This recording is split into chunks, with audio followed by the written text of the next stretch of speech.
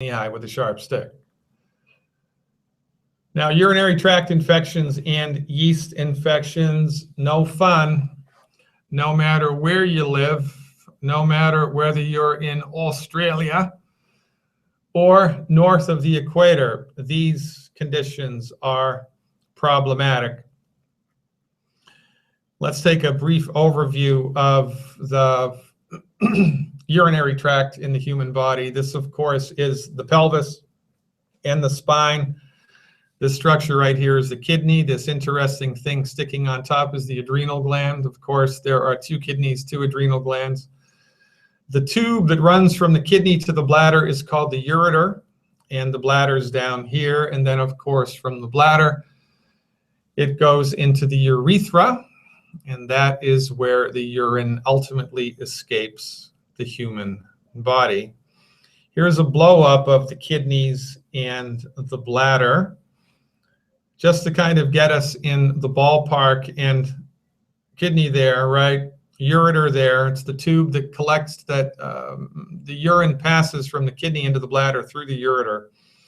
And there, of course, is the bladder. Here's the urethra where the urine escapes the body.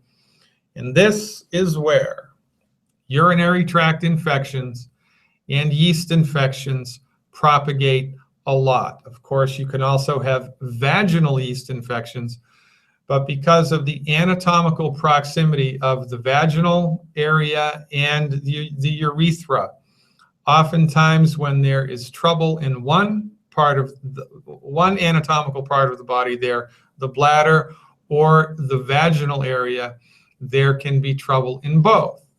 So let's take a look at it. Sometimes when we have a bladder infection, the infection can travel up the urethra and infect the kidney. This is a rare occurrence. It can happen. And oftentimes when we have a kidney infection, antibiotics are necessary. Most of the time for bladder infections, we can get well on the other side of a bladder infection. Quite frankly, you can get well on the other side of a kidney infection also without needing to resort to antibiotics, which of course is the MD's first, second, third, fourth, and fifth choice of therapeutic intervention. And if you'd like more information on this, please visit the webinar that I did on immune health. I talk about the net negative effects of antibiotics and, quite frankly, the juvenility of just throwing antibiotics at every type of infection.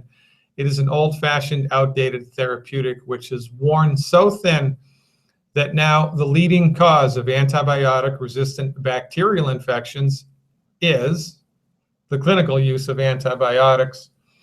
The MDs have let us down again.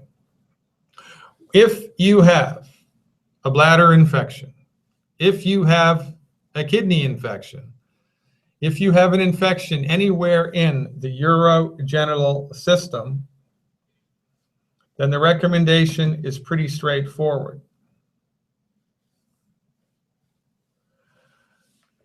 We do generalized immune support. That means you have to eat a diet high in protein because, well, why? Your immune system is made from protein. I bet you didn't know that. Well, if you've been a follower of mine, you knew that. Your immune system is made mostly out of protein, and so when we are attempting to upregulate the immune system, it's a good idea to eat more protein. We eat protein because we want the amino acids that the proteins are made from. Longevity has gone a step forward in this, and they've put together a complex system of, a complex recipe of amino acids inside their product called HGH Youth Complex. That's a very, very good product to take when you are dealing with any type of an infection in order to upregulate your immune system just by giving it the stuff that it's made out of, amino acids. I'm also a big fan of the brand new kid on the block in longevity. It's a company called Good Herbs. I'm going to be producing a webinar for Good Herbs, actually a webinar for your own edification about one of my favorite subjects in holistic medicine, herbal medicine. There's a lot to know and to understand about the manufacture of herbal medicines and the recipes of herbal medicines. My intention in the next month is to pump out a webinar that brings everybody up to speed. I'm very excited about the introduction of this company into longevity. I've been waiting a long time for longevity to align themselves with an herbal company which is up to speed. Good Herbs is, in fact, a most excellent herbal supplement company, and I look very forward to helping to educate you about how to use their products to optimize your structure and function and your health. Now, if you watch the webinar that I did on the lymphatic system, on the immune system, you'll know that these two systems of the body are intimately connected.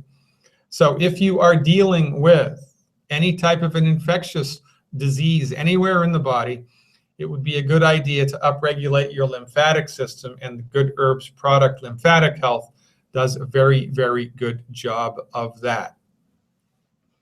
Now, whenever we're dealing with an infection, we want to do three things: reduce sugar intake, reduce sugar intake, reduce sugar intake, and maybe, reduce sugar intake.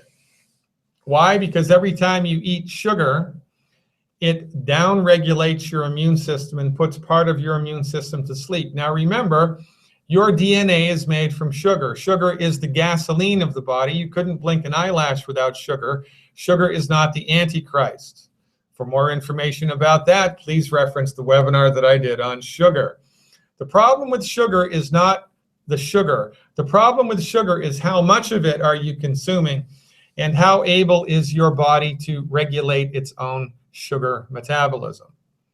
So it just makes sense that if you're dealing with any type of an infection, whether it's a bacterial infection or a yeast infection or a viral infection anywhere in the body, that it would be a good idea to decrease your consumption of extracurricular sugar and upregulate your body's ability to metabolize the sugar that it needs. And there's nothing better to do that than Sweeties. Longevity's product, Sweeties, is perhaps the best sugar regulator I have ever seen. It's a very, very good product to add into the mix. And now once we've supported the immune system in the background with herbal support and nutritional support and dietary changes, we need to think about killing the bug. And it's much better, in my opinion, to attempt to kill a bug with an herbal medicine than it is with an antibiotic, and also colloidal silver, one of the most overlooked antimicrobials currently available in the marketplace. The most progressive burn units, conventional medical, allopathic, MD-directed burn units, burn hospitals in all around the world are using colloidal silver to help stop the spread of secondary infections, which is a big bad voodoo daddy if you're suffering from a 3rd or a 4th degree burn. So here's the rundown. Here's what the recommendation is, on top, of course, of the Healthy Start Pack, the plant-derived minerals, et cetera, eliminate the 10 bad foods. HGH Youth Complex, this is 15 per day. I don't care how much you weigh. Well, if you're less than 100 pounds, you don't need to take this much. But if you did take this much, it wouldn't hurt you. Amino acids in a complex recipe are very good to take. It really goes a long way towards upregulating your immune system. And while you are dealing with an infection, I like to push things. So 10 to 15 of the HGH Youth Complex a day. Ultimate Killer Biotic, 9 per day is a sufficient amount. 9 per day of Longevity's Killer Biotic. And Colloidal Silver Plus by Longevity, ½ a teaspoon every 3 hours. This is while you are dealing with an infection. This is not for long-term use. This is, let's get over the infection, right? Let's upregulate the immune system and kill the bug. Let's do a full frontal assault here and eliminate the infectious process. Ultimate Colloidal Silver, ½ a teaspoon every 3 hours. Lymphatic Health, Good Herbs, ½ a teaspoon 3 to 4 times daily, ½ a teaspoon 3 to 4 times daily of Good Herbs Lymphatic Health. And the sweeties, I like to upregulate. I like to throw the sweeties into the system 12 a day. Now, when we're taking 15 a day, 9 a day, 12 a day, you don't take those all at once. You spread them out. Spread them out into 3 doses is the best way to do it. So HCH Youth Complex, 5 caps 3 times a day. Killer Biotic, 3 caps 3 times a day. Sweeties, 4 capsules 3 times a day. The Sweeties is the only one of these products that it would be wise for you to take on an empty stomach.